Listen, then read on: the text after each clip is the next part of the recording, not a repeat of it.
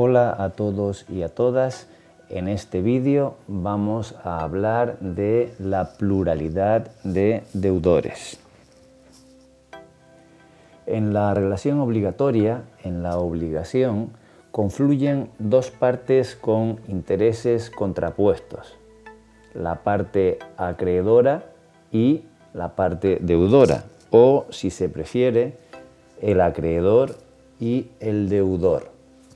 Con frecuencia, al referirnos a la obligación, pensamos en que una sola persona que ocupa la posición de deudor y de acreedor.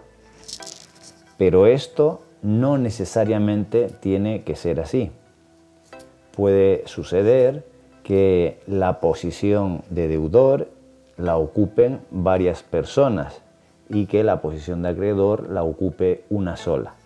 En este caso, los juristas hablamos de la pluralidad de deudores. También puede suceder que haya un único deudor, una única persona en la posición jurídica de deudor y varias personas en la posición jurídica de acreedor. En este caso, hablaríamos de la pluralidad de acreedores. Y finalmente, podría suceder que tanto la posición jurídica de deudor como la de acreedor sean ocupadas por varias personas, en cuyo caso hablaríamos de la pluralidad de deudores y acreedores. En este vídeo vamos a centrarnos en la pluralidad de deudores para analizar cómo organiza el derecho la confluencia o la concurrencia de varias personas en la posición de deudor. En función de la manera en la que se organice esa confluencia, cabe distinguir tres tipos de obligaciones: las obligaciones mancomunadas, las obligaciones solidarias y las obligaciones en mano común. Para entender las diferencias entre las distintas opciones y, por tanto, entre esas distintas clases de obligaciones, conviene distinguir claramente la relación externa que se entabla entre el acreedor y los deudores y la relación interna que se establece entre los propios codeudores. La relación externa es la que se establece entre el acreedor y los codeudores, en virtud de la cual el acreedor puede exigir a los codeudores, el cumplimiento de la prestación debida. 600 euros, por ejemplo. La relación interna, en cambio, es la que se establece entre los codeudores. Como veremos, efectivamente, entre los codeudores se establecen también una serie de relaciones que es importante tener en cuenta.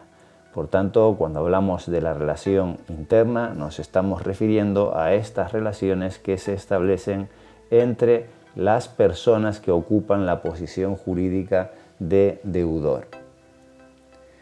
Desde el punto de vista de la relación interna, debemos empezar por decir que una primera opción es que cada deudor asuma una parte de la deuda.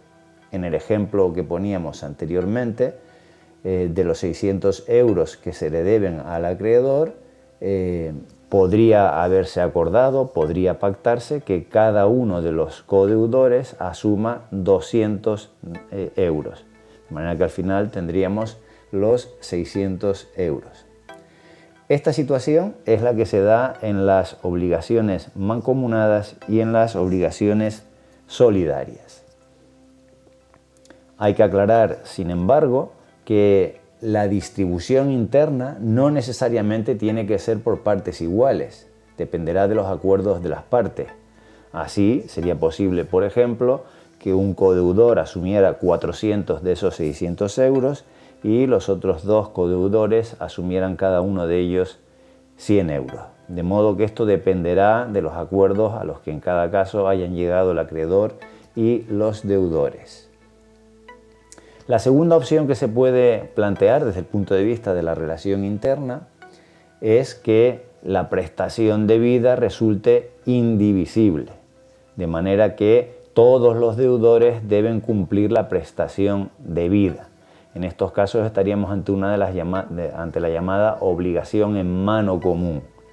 Así sucedería, por poner un ejemplo, si los tres codeudores son un grupo musical que se han comprometido a celebrar una actuación. En la obligación, lo que se pretende por parte del acreedor es que actúen los tres y que actúen de manera simultánea. Vamos a ver a continuación cómo opera la relación externa en las distintas opciones posibles. Si empezamos por las obligaciones en mano común, hay que decir que lo característico en este tipo de obligación es, en la relación externa, es que el acreedor debe exigir el cumplimiento a todos los deudores. Quiere ello decir que los deudores deben cumplir de manera conjunta, tienen que cumplir conjuntamente frente al acreedor. En las obligaciones mancomunadas, en cambio, la deuda se entiende, se considera, nuevamente en la relación externa, se entiende dividida entre los deudores. A esto es a lo que alude el artículo 1138 del Código Civil que tienen en la pantalla. En este tipo de obligación, en la mancomunada, lo característico desde el punto de vista de la relación externa es que la deuda se considera dividida entre los deudores. De manera que el acreedor solo puede reclamar a cada deudor su parte de la deuda. El acreedor podrá reclamar a cada uno de los codeudores la parte que en la relación interna corresponda a cada uno de ellos. En el ejemplo que tienen en pantalla sería 200 euros a cada uno de los deudores. Esto tiene importantes connotaciones, y es que si uno de los codeudores no puede pagar, el acreedor no puede reclamar nada a los demás deudores. Significa esto que la insolvencia de los codeudores la soporta el acreedor. Si uno de los codeudores falla y no puede pagar, los demás deudores no cubrirán la parte impagada. El perjuicio sería en definitiva para el acreedor. En las obligaciones solidarias, desde el punto de vista de la relación externa, lo que sucede es que, a pesar de la división interna de la deuda, el acreedor puede reclamar el cumplimiento de la prestación a cualquiera de los deudores, es decir, puede reclamar el cumplimiento íntegro de la prestación a cualquiera de los codeudores. A ello alude el artículo 1144 del Código Civil que tienen en pantalla, que señala literalmente que el acreedor puede dirigirse contra cualquiera de los deudores solidarios o contra todos ellos simultáneamente. De manera que en el ejemplo que tenemos en pantalla, el acreedor podría reclamar los 600 euros a cualquiera de los codeudores. Si uno de los codeudores no puede pagar, el acreedor podrá, por tanto, exigir la prestación debida al resto o a uno de ellos. De manera que en este esquema, en las obligaciones solidarias, la insolvencia de los deudores la soportan los restantes codeudores. Así lo dice el artículo 1145 que tienen en pantalla, que indica que la falta de cumplimiento de la obligación por insolvencia del deudor solidario será suplida por sus codeudores a prorrata de la deuda de cada uno. De manera que el acreedor, en el caso de insolvencia de uno de los codeudores, podrá reclamar el total de la obligación a cualquiera de los otros codeudores. De modo que, digamos, no se le traslada el perjuicio al acreedor derivado de la insolvencia de uno de los codeudores. Este esquema, el de la obligación solidaria, resulta por tanto más interesante para el acreedor. Y esto explica que en la práctica, en el tráfico económico y jurídico, las obligaciones solidarias tengan una clara preponderancia, puesto que se ajustan mejor a la defensa del interés del acreedor. Otra de las notas más características de las obligaciones solidarias, desde el punto de vista de su configuración jurídica, es que cuando uno de los deudores paga toda la deuda, el acreedor queda satisfecho y se extingue la obligación solidaria. Es decir, desde el punto de vista de la relación externa, el pago por parte de uno de los deudores del total de la deuda extingue la obligación solidaria.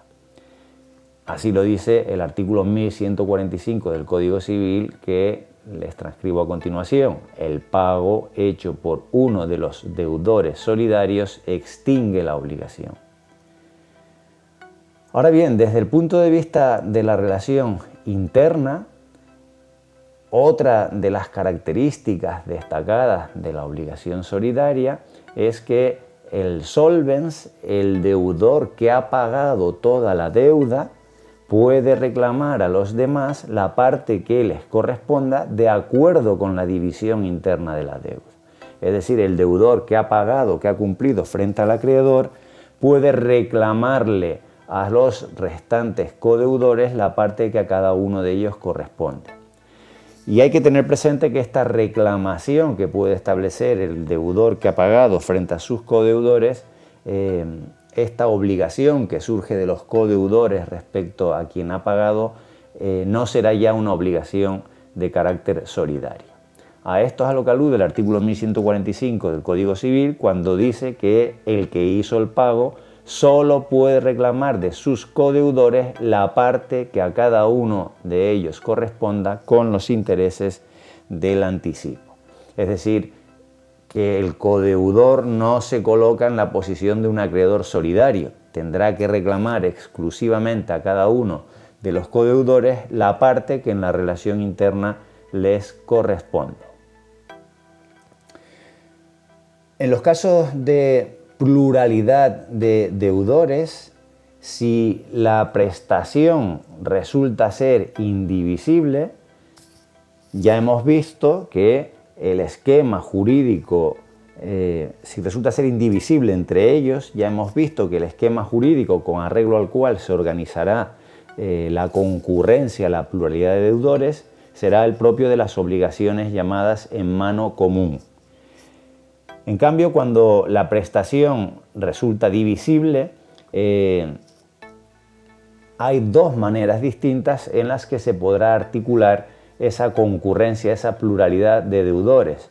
Una será la propia de las llamadas obligaciones mancomunadas o parciarias, que también se las denomina, y la otra será la de las obligaciones solidarias, cuyos esquemas de funcionamiento y diferencias ya hemos visto. El artículo 1137 del Código Civil señala o parte con carácter general de considerar que cuando hay pluralidad de deudores se presume la no solidaridad. Es decir, que para que la configuración jurídica que se utilice sea la propia de la solidaridad, habrá que pactarlo expresamente. Si no se dice nada, si no se pacta nada, el esquema jurídico con arreglo al cual el Código Civil entiende que se articula la concurrencia de esa pluralidad de deudores es el esquema de las obligaciones mancomunadas. A ello es a lo que alude este artículo 1137 del Código Civil que tienen en pantalla. Y con ello hemos visto las distintas opciones que caben para organizar la pluralidad de deudores y la distinta tipología de las obligaciones que existen en relación con esta cuestión.